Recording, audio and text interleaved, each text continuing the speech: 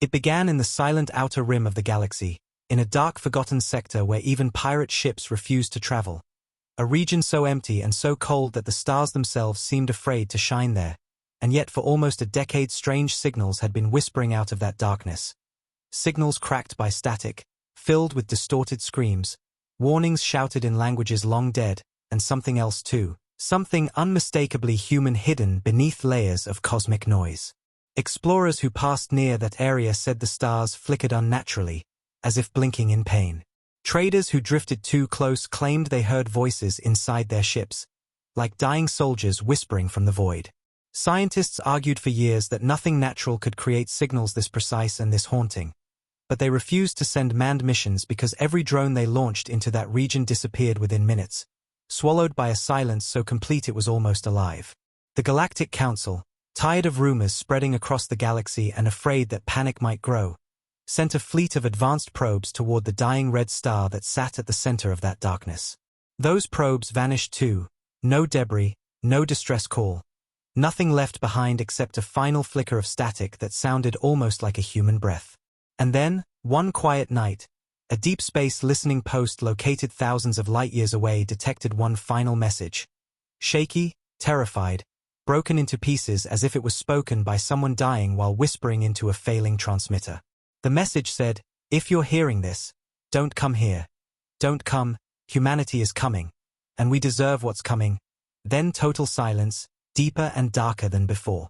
That message spread across the galaxy in minutes, replayed in war rooms, council chambers, and military bases of dozens of alien species. Panic swept through star systems like wildfire. Why were humans involved?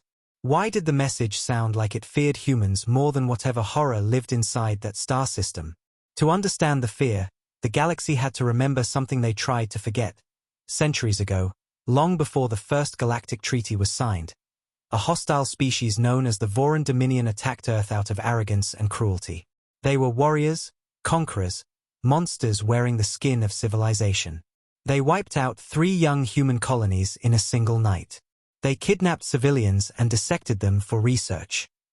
They broadcast their cruelty as entertainment across their empire. And worst of all, they publicly declared humans unfit to survive in a civilized galaxy. Every species saw humans as weak, emotional, small, and fragile back then. But they did not understand something important. Humans never forget. They never forget kindness or cruelty. And when they are pushed too far, humans do not recover gently. They break in a way that scares the stars. Yet humanity did not attack the Voran at that time.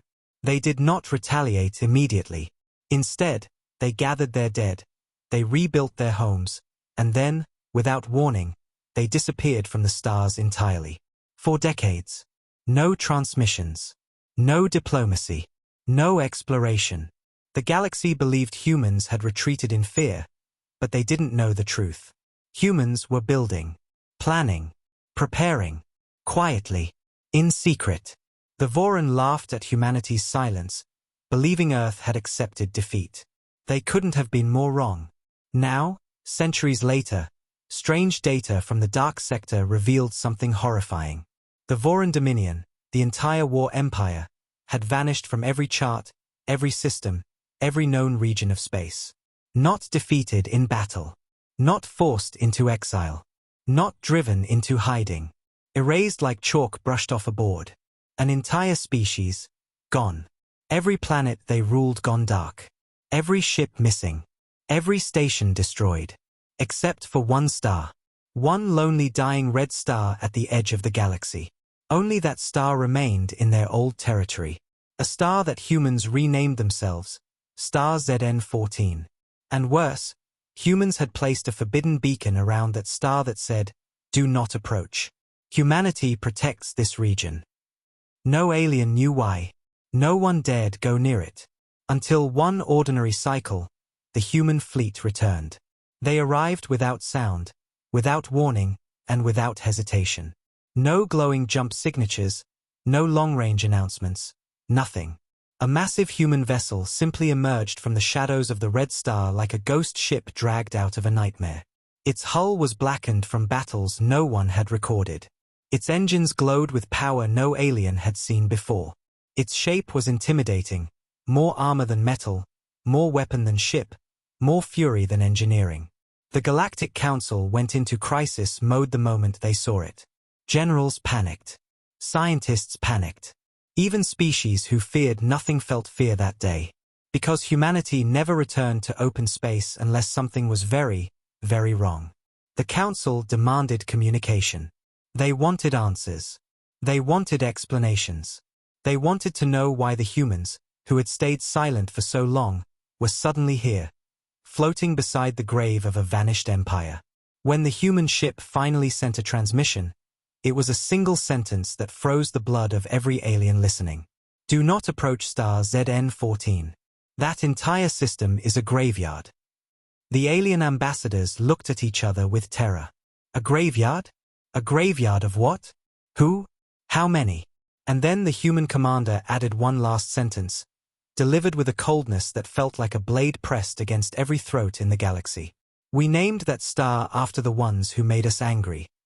Every alien in the council chamber fell silent. Humans? Angry? The species known for patience? The species that avoided war unless forced? What could make humanity angry enough to create a star-sized graveyard? And even worse, why were they back now? The human fleet remained still, engines humming like the growl of a beast waiting for a reason to attack. The council demanded to know what humans had done to the Voran. But humans refused to explain. They simply stood guard, silent and unblinking, around the dying red star that marked the border of the Voran's old empire. Alien spies tried to sneak close. They vanished. Patrol ships tried to scan the area. They vanished.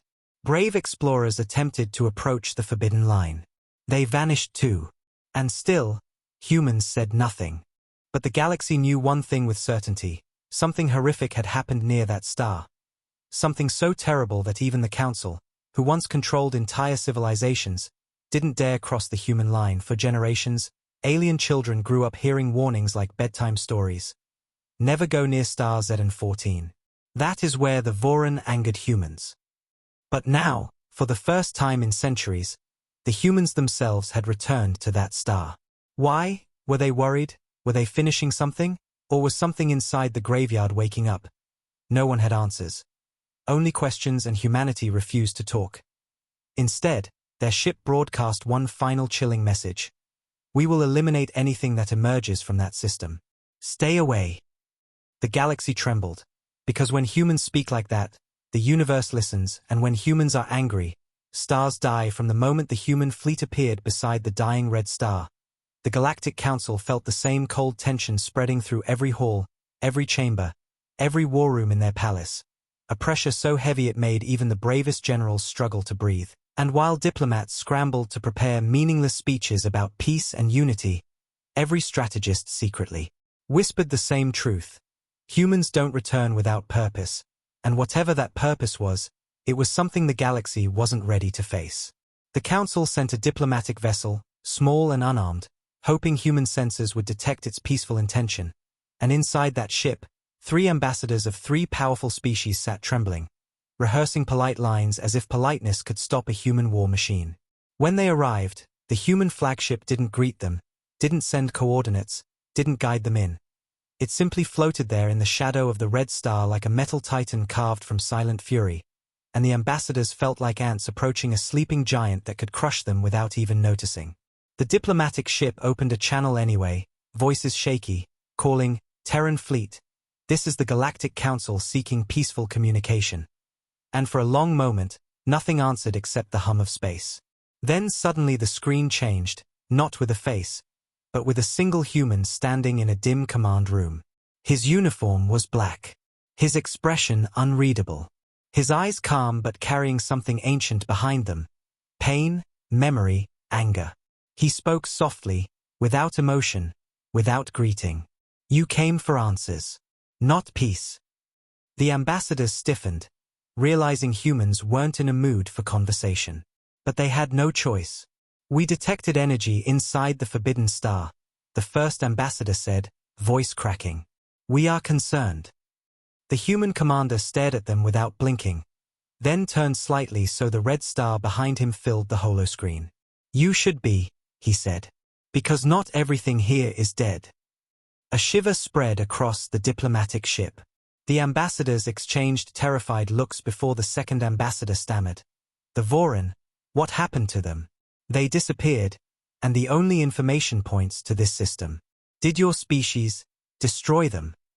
For the first time, the human's expression changed, just slightly, just enough to show something dark flickering in his eyes like a flame awakening. "The Voran Dominion made humanity angry," he whispered. "And angry humans don't leave enemies alive." The ambassadors' throats tightened. They felt every story they'd heard as children suddenly turn real. Humans who fought until their bones cracked. Humans who protected their families with the rage of suns. Humans who could bury entire fleets without a second thought if survival demanded it. The third ambassador tried to sound brave, but her voice betrayed her fear as she said, "But that was centuries ago. Why return now? Why guard this star so fiercely?" The human commander stepped aside and revealed a giant hologram of the graveyard system. Millions of broken ships, Voran ships, floated in orbit like shattered bones. Burned planets circled the red star like tombstones. Huge metal structures drifted silently, glowing with faint ancient symbols. And at the center of it all, a massive ring-shaped ruin pulsed with a weak, sickly light, like something wounded trying to breathe again. "We detected a power surge," the human officer said. "Something in the graveyard woke up." The ambassadors gasped. "Woke up?" they repeated, voices shaking. The human zoomed in on the ancient ring, revealing cracks glowing like veins of dying fire. "This was the Voran's last creation," he said. "Their final weapon. Their final mistake." He continued, voice low but heavy with emotion. "When the Voran attacked our colonies, they didn't want our planets. They wanted samples. DNA. Children." His jaw tightened. "They wanted to engineer something stronger than us." The diplomatic crew felt ice spread through their veins. The human commander turned fully toward them now, eyes burning with quiet rage. "We destroyed their empire before they finished it. But something survived. Something that carries anger older than war. And now it's waking." Suddenly the human ship's alarms echoed behind him, soft but urgent. "Energy spike," a distant voice called out. "It's moving." The ambassadors panicked. "Moving? What's moving?" The human commander didn't answer. He just stared past the screen, toward the dying red star, as if watching something crawl out of memory. The red star pulsed. The graveyard drifted. And then, a faint echo traveled through space. Not sound. Not message. A heartbeat. Slow. Deep. Heavy. The human commander clenched his fists. "That is why we returned," he said. "We are not here to fight the galaxy. We are here to stop what the Voran left behind." The ambassadors trembled as the heartbeat echoed again, louder this time, like something ancient was waking from a long sleep. What is it?" the ambassador whispered.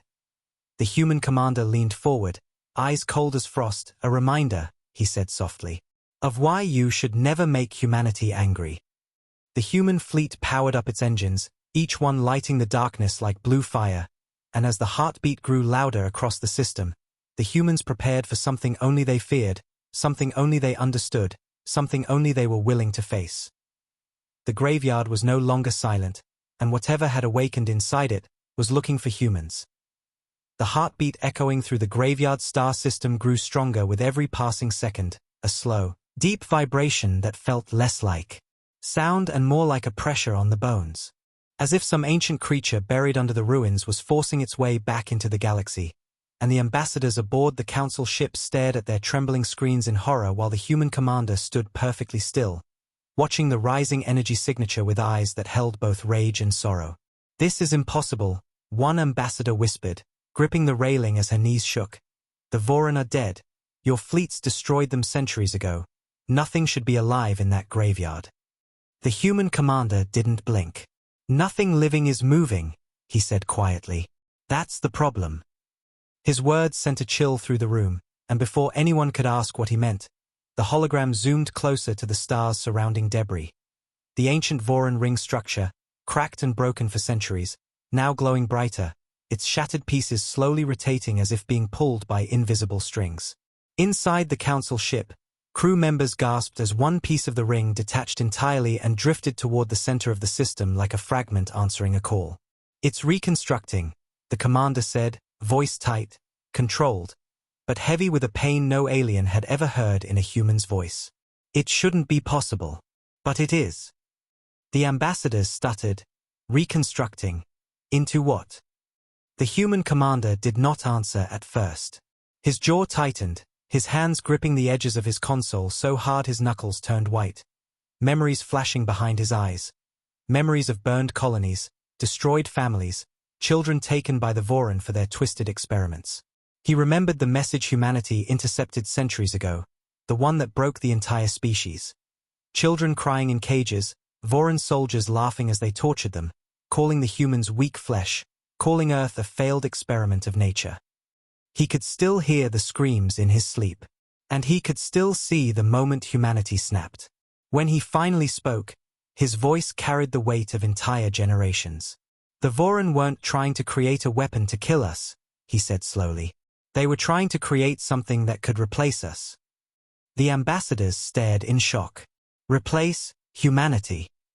"Yes," the commander whispered.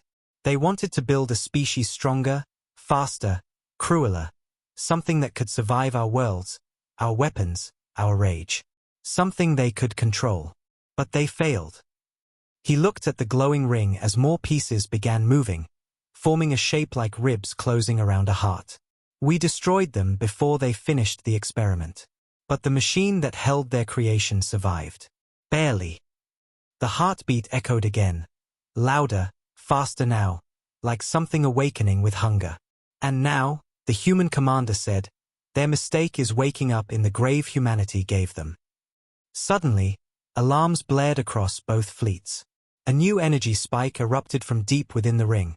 A beam of red light shooting straight toward the star as if something inside was drawing power directly from its burning core. The human commander's voice hardened. "Brace yourselves." Then the entire system shook.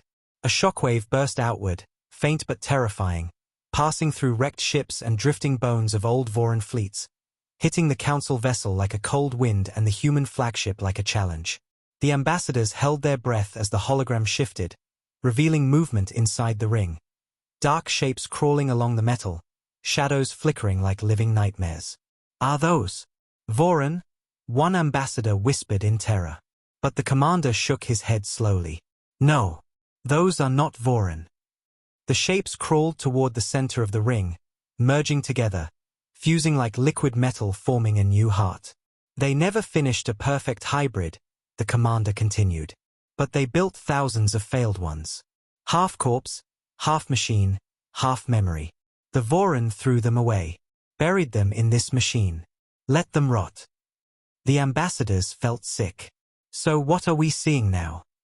The commander's voice dropped to a cold whisper that made even the council guards freeze. "Voran nightmares. But now they are alive enough to move." A sudden pulse of energy blasted from the machine, and the council ship's lights flickered. Human ships adjusted formation instantly. Silent, precise, united, ready for combat even before orders were spoken. The ambassadors clutched their seats, realizing they were standing in the presence of something terrifying in its own way. Human efficiency in war mode. No shouting. No panic. Just calm, cold readiness. The human commander finally turned back to the ambassadors. "This is why we returned," he said. "We sensed movement in the graveyard. Something inside began to breathe." The ambassadors trembled. "Breathe?" "Yes," the commander replied. "A weapon doesn't breathe. A machine doesn't breathe. But a hybrid of both," he paused. "That's something you kill before it learns to walk." Suddenly the machine inside the ring emitted a long, distorted signal, a sound that echoed through every ship, almost like a voice trying to speak through static. A voice that carried hatred, memory, hunger, N. Every alien on board froze. IT knew what had come for IT. IT remembered the ones who destroyed its creators. IT remembered humanity. The human commander stepped closer to the screen, face hardening into something carved from war itself. "It recognizes us," he said softly. Then he turned to his crew, ready the fleet. Engines roared to life across the human formation, and as the hybrid monster inside the Voron's final machine pressed against the last remains of its prison, shaking the ring with furious power, the humans aimed every weapon at the graveyard star, and no fear, and no hesitation, and no mercy. Because if there was one truth carved into humanity's history, it was this: you never let the thing that made humans angry rise again. The graveyard system shook like a beast waking from a 1,000-year sleep as the hybrid horror inside the ancient Voron ring opened what looked like eyes. Cold, red, mechanical eyes built from dead metal and rotten biology, glowing with ancient hatred pulled from memories that were never meant to survive. And as the ring cracked wider, releasing waves of heat and radiation, both the council ship and the human fleet felt the pressure rising, felt space itself bending as if the creature's presence pulled gravity with emotion instead of mass, and the ambassadors, clutching their chairs with shaking hands, watched their screens in frozen terror while the human commander stared at the monster with a quiet fury burning behind his calm face. The creature pushed again, releasing another pulse that sent debris flying across the star system like broken bones, and in that moment, the ambassadors realized something horrifying. The hybrid was trying to rebuild the Voron Dominion from the memories of genocide it inherited, not through survivors, but through machines that remembered cruelty like a religion. And as the creature twisted its body of fused metal and dead Voron cells, it turned toward the human fleet as if it could smell the same bloodline that destroyed its creators. The voice came again, stronger, clearer, stretching every speaker into static agony. Hu, ma, en. Not in hatred alone, but in hunger, like it was calling the one enemy it was born to kill. And the human commander clenched his jaw, remembering the ancient human colonies the Voron destroyed, remembering the children who never came home, remembering the message that triggered humanity's fury centuries ago. We take what we want. Humans are weak. That message lived in every Terran family, burned into history like a scar, and now something left behind from that nightmare dared to rise again. The ambassadors whispered desperately, "Can we reason with it? Can we communicate?" But the human commander didn't look at them, his gaze locked on the creature as he replied coldly, "That thing is made from Voron cruelty. It understands only dominance." Another pulse hit the fleet, harder this time, shaking every ship, rattling metal, flickering lights, and the creature's limbs, if those twisted constructs could even be called limbs, extended outward like wings of rusted knives, pulling energy from the red star itself, draining it like a parasite drinking blood from a dying host. Flames burst along the star's surface as it screamed in silent cosmic agony, and the creature roared, not with sound, but with gravitational distortion that hit every ship like a punch to the soul, knocking ambassadors to their knees and making human crew members grit their teeth to stay conscious. "It's feeding," the human commander said darkly. "If we don't stop it now, it will grow. And if it grows, nothing in this galaxy can stop what comes next." The council ship trembled as the ambassadors pleaded, "Humans cannot face this alone. We must retreat, call for reinforcements." But the commander turned on them with a look so cold it made their blood freeze. "If this thing leaves the graveyard star, your reinforcements will only arrive in time to die." His officers stood silently behind him, waiting for his command like soldiers who had already accepted the cost of facing the unimaginable. "We fought the Voron when no one else would," he said, voice low. "We buried them when no one else dared. And now we stand between this monster and every innocent world it could destroy." His eyes hardened into steel. "This is humanity's fight." As if responding to his defiance, the hybrid creature tore loose another segment of the ring, crushing ancient metal beneath its evolving body, each movement wrong, unnatural, like a corpse learning to breathe again. And as its eyes glowed brighter, focusing on the human flagship, the red star behind it flickered violently, as if begging someone to end its suffering. The creature began to gather power in its chest, a swirling mass of energy stolen from the star, forming a beam capable of splitting planets in half, and the ambassadors screamed for the humans to retreat. But humans don't retreat. Not when they're angry. Not when a monster threatens their people again. The human commander stepped forward, his silhouette framed by blazing screens and emergency lights, and spoke a single order with the quiet certainty of a predator that had finally decided to strike. "All ships," he said, "prepare for the endfire protocol." His officers nodded without hesitation, their faces a mix of sorrow and determination. The ambassadors stared in horror. "What is endfire?" The commander didn't turn toward them as the human fleet began to change formation, ships spreading like wings around the rising creature. "Endfire," he said, "is what we planned in case the Voran ever returned." The creature roared again, louder, fiercer, its beam almost ready to fire. The star behind it dimmed. The graveyard vibrated, and the human commander whispered with a voice full of centuries of grief and vengeance. "They made humanity angry once. They won't get a second chance." The creature's growing beam glowed brighter and brighter, a swirling mass of stolen starfire gathering inside its twisted chest like a sun being forced to explode from the inside. And as the red light flashed across the debris and illuminated the broken Voran ships drifting around it, every alien in the council vessel felt a cold terror crawl down their spines, their hearts hammering with the horrifying truth that this thing wasn't just alive, it was evolving, remembering, preparing to finish. The genocide the Voran had started centuries ago, and the only ones standing between it and the rest of the galaxy were the humans. The same humans everyone once mocked as emotional, fragile, too soft. But now those humans stood silent and unshaken in front of a monster born from hate.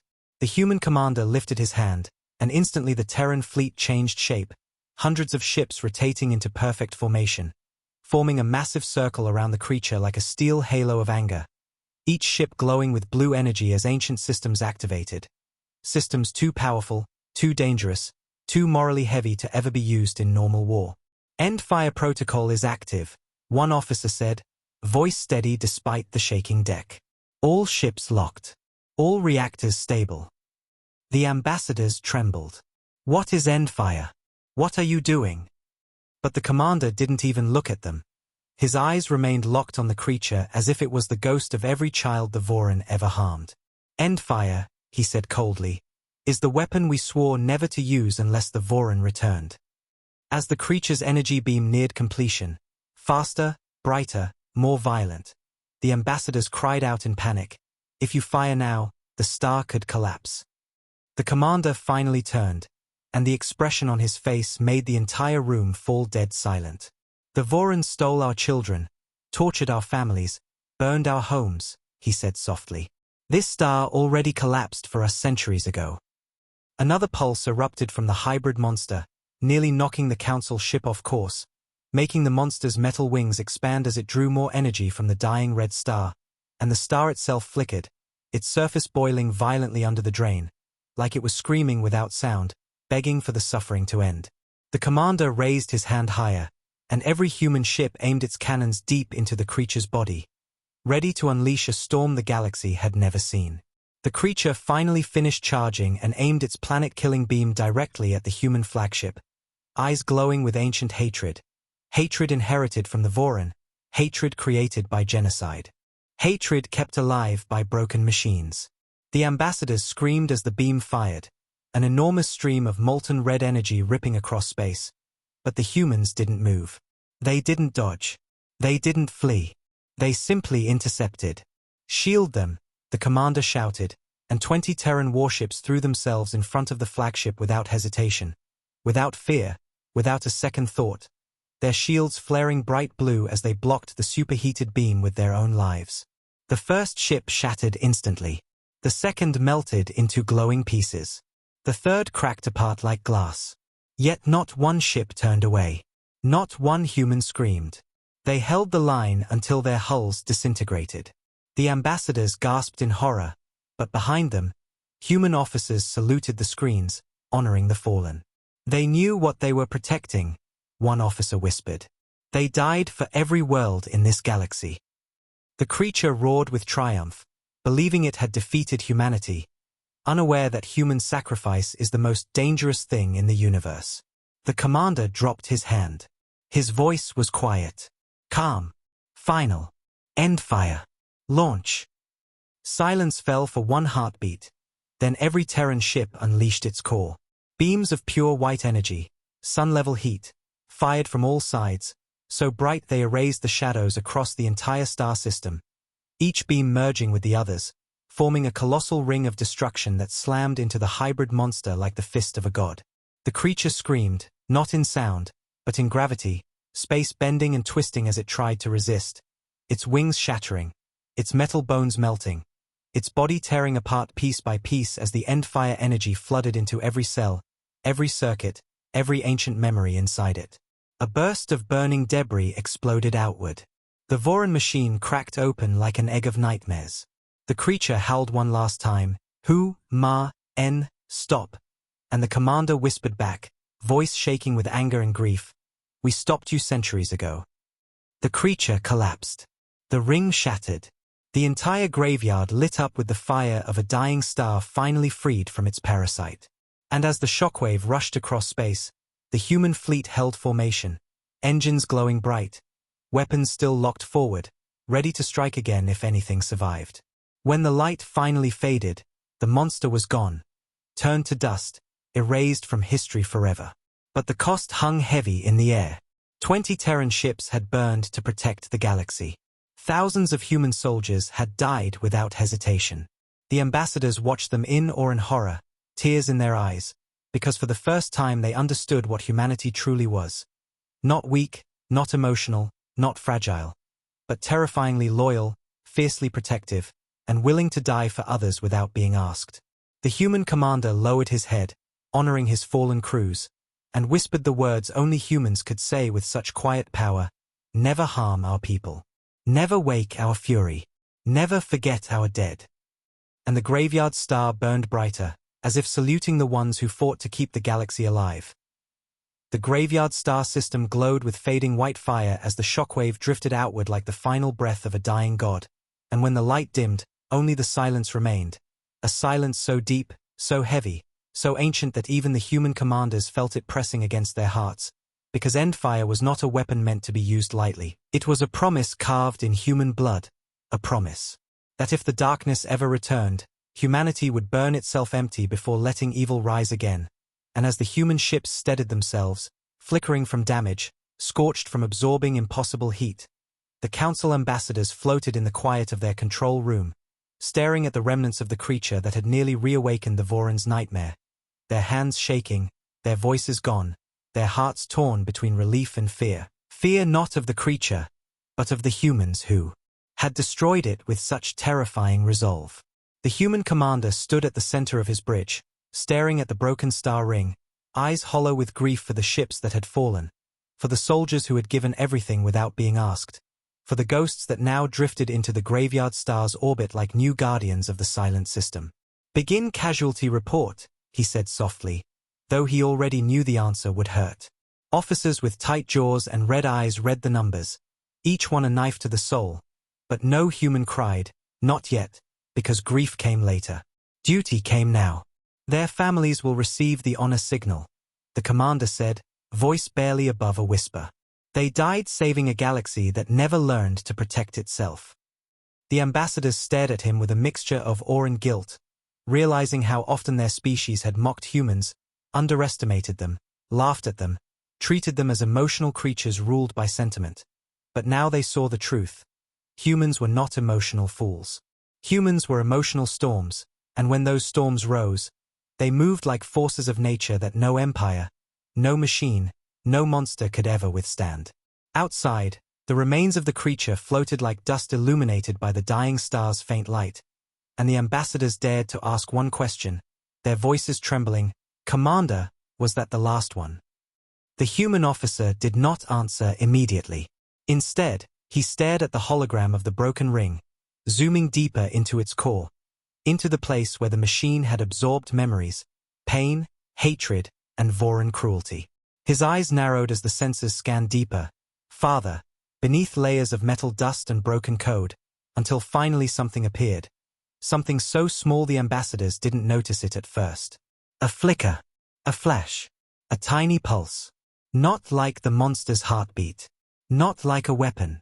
Something else. Something softer. Something strange. "What is that?"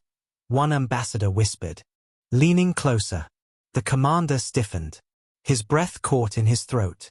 His voice shook for the first time since the beginning of the mission. That is not Voron. The ambassadors froze.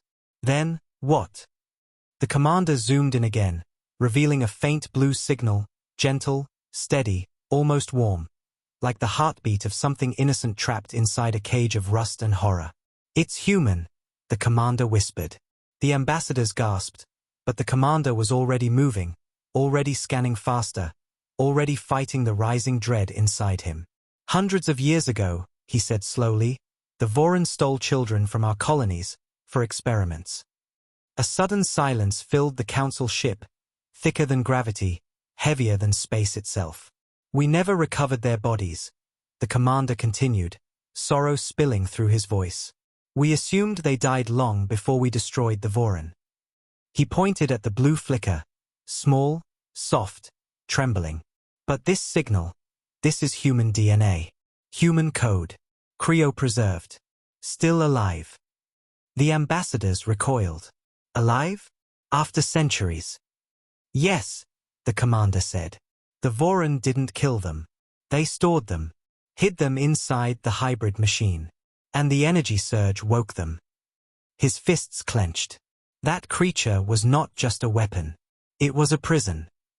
The ambassadors covered their mouths with shaking hands. So the children? Human children, the commander said, voice cracking. Taken from Earth centuries ago.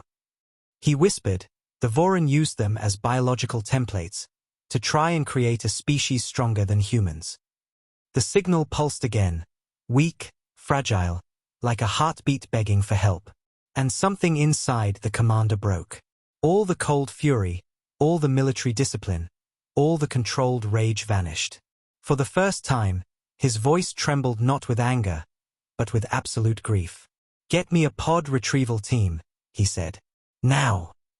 The human fleet moved instantly, thrusters firing as rescue ships drifted toward the broken ring. Lasers cutting through twisted metal. Soldiers working without fear because they weren't rescuing strangers. They were rescuing family, the lost bloodline of Earth, stolen by monsters, trapped for centuries in the dark. As they cut deeper, the ambassadors saw something even more heartbreaking. A small cryopod, cracked but still glowing faint blue, holding a tiny body curled inside, sleeping, breathing, alive. A child. A human child. Centuries old, yet untouched by time. The entire bridge fell silent as the pod opened for the first time in hundreds of years. The child gasped, a soft, aching sound, and opened their eyes. Blue. Human. Confused. Fragile. Innocent. The child whispered one word, a word that broke the human commander's heart in half. Mom? And humanity, a species feared for its rage, remembered why it fought. Not for war. Not for power. Not for revenge. But for its children, no matter how long they'd been lost. The commander knelt beside the pod, tears finally falling. We found you, he whispered. We came back for you. We'll always come back. And the graveyard star, once a symbol of human fury, now held something new, hope. The moment the cryopod opened and the lost human child took their first shaking breath in centuries, the entire battlefield fell silent. So silent that even the dying red star seemed to pause its flickering, as if the universe itself was holding its breath, witnessing something sacred, something impossible, something that should have never existed but somehow still survived in the darkest corner of the galaxy. The human commander knelt beside the pod, tears dripping onto the cold metal floor as he brushed trembling fingers across the child's cheek, hardly daring to believe this fragile, innocent life had endured centuries trapped in a prison built from death and cruelty. And the child's small fingers reached up weakly, touching his face with confusion and fear, whispering again, Mom, in a voice that cracked like dry leaves. The commander's chest tightened painfully. Behind him, the human soldiers who had stood like iron walls just minutes ago now stared with shattered expressions, their eyes red, their hands shaking, because each of them remembered the stories. Stories told across Earth for generations about the children stolen by the Voron. Children whose names were written into Earth's memory as lost stars. Children humanity had sworn to avenge but never expected to save. And now one of those long-lost lights was breathing again in front of them. Slowly, carefully, the commander lifted the child into his arms, the weight almost nothing, yet heavier than the galaxy's gravity on his heart. And when the child shivered and whispered cold, he wrapped his coat around them with shaking hands, rage and love mixing inside him like a storm. The ambassadors from the council ship stared in horrified silence, realizing the truth, realizing that the monster humans had destroyed wasn't just a weapon, but a cage holding the last living victims of Voran cruelty, and that humans had known this possibility for centuries, which meant humanity hadn't returned for war, or conquest, or revenge. Humanity had returned for its children. The council ambassadors lowered their heads, guilt hitting them like a meteor, because their governments had once mocked humans for their anger, blamed them for the destruction of the Voran dominion, called their war excessive, barbaric, emotional, not understanding that humans weren't destroying an empire, they were trying to save their stolen young. The commander stood, holding the trembling child close, and whispered softly, "You're safe now, you're home, we found you." And the child buried their face in his neck, tiny hands gripping his uniform as if afraid he would vanish like a dream. Then the sensors beeped, soft but urgent, and the human officers froze as more faint blue signals appeared inside the debris field. Not one, not two, hundreds, hundreds of cryopods, hundreds of weak, fragile heartbeats, hundreds of the lost human children taken by the Voran, preserved like samples in a nightmare museum. The ambassadors gasped. "There are more? How many?" The commander stared at the scanner with hollow eyes. "All of them," he whispered. "Every child the Voran stole." His voice broke. "They're here. All of them. Still alive." The entire human fleet erupted into motion.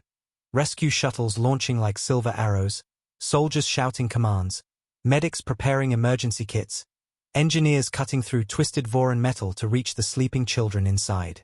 The graveyard star, once filled only with death, now became a cradle of life as pod after pod was opened by trembling human hands, each containing a child from another time, each breathing faintly, each whispering confused words from a life stolen too soon. Some cried. Some slept. Some whispered names that history had tried to forget. The human commander held the first child tighter as he watched his people work with desperate urgency. Their anger transformed into unstoppable tenderness, and he felt a wave of emotions crash through him. Rage at the Voran, grief for the lost centuries, love for a species that never gave up on its children, and a bitter pride that humanity had returned not as conquerors, but as parents. Meanwhile, aboard the council vessel, the ambassadors trembled, unable to meet the commander's gaze, ashamed of how the galaxy had judged humanity for a war they never understood. "Commander," one ambassador whispered softly, we didn't know. We thought humans destroyed the Voran for revenge." The commander turned slowly, his eyes burning like embers behind storms. "We didn't destroy the Voran for revenge," he said, voice low and shaking. "We destroyed them for this." He lifted the child higher, letting the ambassadors see the small, trembling human who had been trapped in metal nightmares for centuries. The ambassadors covered their mouths, some crying, some trembling.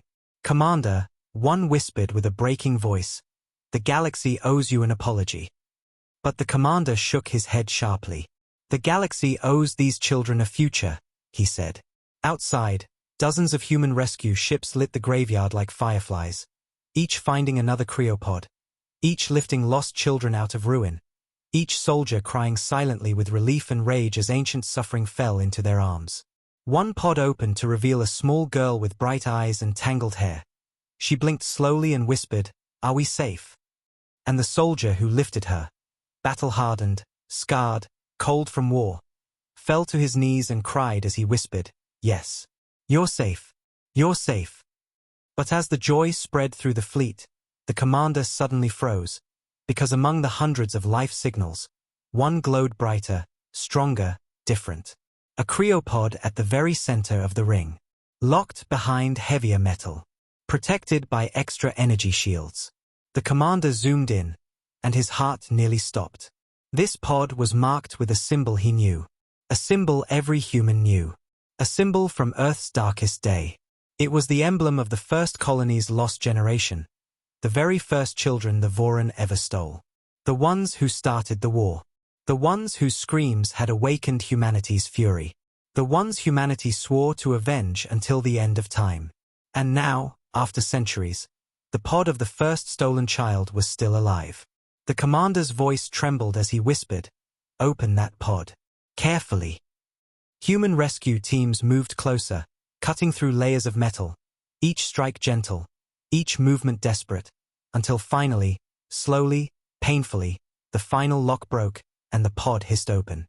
A faint blue glow spilled out. Inside, a small boy, barely 6 years old, sleeping peacefully, as if the universe had placed him in stasis to wait for this exact moment. The commander dropped to his knees. He knew this boy. Every human did. This child's hologram had burned in Earth's memorial halls for centuries. He was the reason humanity had gone silent. He was the reason humans built weapons in the dark. He was the spark of the fury that destroyed the Voran. The boy opened his eyes, soft, confused, and looked at the commander with innocence untouched by the centuries. The commander swallowed painfully. "Do you know where you are?" he whispered. The boy blinked. Then he gave a tiny nod. "Are you human?" "Yes," the commander whispered, tears running freely. "We're humans. We're your people." The boy's lips trembled. "You came back," he whispered weakly. The commander pulled him close, voice breaking completely. "We never left you," he said. "We have been coming for you for 300 years. And the graveyard star, once a monument of fury, became a monument of reunion, of children found, of hope reborn. And the galaxy watched in stunned silence as humanity embraced the very reason they became legends of fear. Not because humans were monsters, but because humans never stop fighting for the ones they love." The rescued children were carried onto human medships one by one, each tiny heartbeat shaking the galaxy harder than any weapon ever could. And as the fleets moved through the graveyard with burning engines and trembling hands, humanity realized they were no longer standing on a battlefield. They were standing inside a wound that had taken 3 centuries to close. And every soldier who lifted a sleeping child felt the same silent thought echo through their soul. "We finally brought them home." The council ambassadors watched in stunned disbelief as human soldiers, tough, scarred, stone-faced warriors, broke down crying while holding fragile children who whispered their first confused words after waking from the cold nightmare the Voran had kept them in. Some children asked for their mothers, some asked if the bad aliens were gone, some simply clung to the soldiers with desperate, trembling fingers, and every time, the soldiers whispered back with shaking voices, "You're safe, little one. Humanity is here now." The commander, still holding the first boy, stepped onto the bridge of the flagship, and every human officer stood at attention, not out of protocol, but out of respect for the child in his arms, the one whose abduction had carved humanity into the weapon the galaxy now feared. He whispered to the boy, "We're taking you home," and the child nodded weakly, resting his head on the commander's chest like he had been waiting for that promise for centuries. But even as hope filled the fleet, a haunting question rose inside the commander's mind, a question none of the officers dared speak aloud. If the Voran hid these children for centuries, what else had they hidden? And how many more nightmares had been left behind? Sensors scanned the debris again and again, but no more living signals appeared, only cold metal, broken machines, and the quiet ashes of the destroyed hybrid creature. For a moment, it seemed the nightmare was finally over, until the dying red star pulsed one last time. A warning pulse. A farewell pulse. Or perhaps a message. The star's light flickered violently, its energy almost gone after being drained by the hybrid, and the entire system dimmed as if the star itself were dying in relief, collapsing into peaceful silence now that its centuries-long torture had ended. Human ships backed away, engines flaring as they formed a protective shell around the rescue shuttles. And the commander turned to the ambassadors with a voice as cold as broken stone. "This star," he said, "will not survive much longer. When it collapses, everything here will be destroyed." The ambassadors trembled. Will you erase the graveyard?" The commander stared back at the graveyard, millions of broken Voran ships orbiting like silent ghosts, then shook his head with a heavy sadness. "No, we do not erase history. Even the painful parts." He looked down at the boy. "Especially the painful parts." His officers exchanged solemn nods. Humanity had never needed monuments of victory. They only needed memorials of love. Then the commander straightened and opened a transmission to every ship in the system. Council, escort, civilian relay, everything. His voice spread across the void like a heartbeat made of fire and sorrow. This is Commander Alaron of the Terran Vanguard. We have recovered the children stolen centuries ago by the Voran Dominion. They are alive. They are safe. And they are ours. The entire galaxy listened. The Voran built a weapon meant to destroy us. That weapon woke inside this graveyard. Humanity neutralized it. Permanently. His voice sharpened like a blade. We will not tolerate anyone approaching this system. This star stands as a memory, a warning, and a promise. He stepped closer to the screen, holding the boy tightly. If any species, any empire, any council ever harms a human child again, remember this star. Behind him, the graveyard star pulsed faintly, like a dying lantern holding its final flame. We named this star after the ones who made us angry, he said. Now we name it for the ones we found. He looked down at the boy's innocent face. Star homebound, he whispered. For the children who waited for us. The entire human fleet saluted. The ambassadors cried. The galaxy held its breath. The child looked up, eyes shaking. Are we really going home? The commander smiled for the first time in the entire mission, tears streaking down his face. Yes, he whispered. You're going home to a world that never stopped looking for you.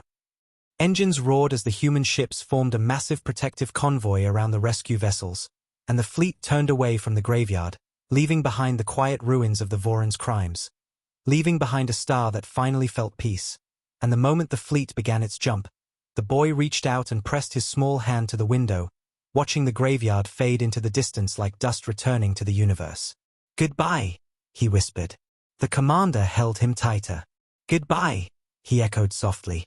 With a burst of white-blue light, the Terran fleet vanished into hyperspace, carrying home the last children stolen from humanity, leaving the galaxy forever changed, forever humbled, forever warned, because now they understood the truth the Voran learned too late.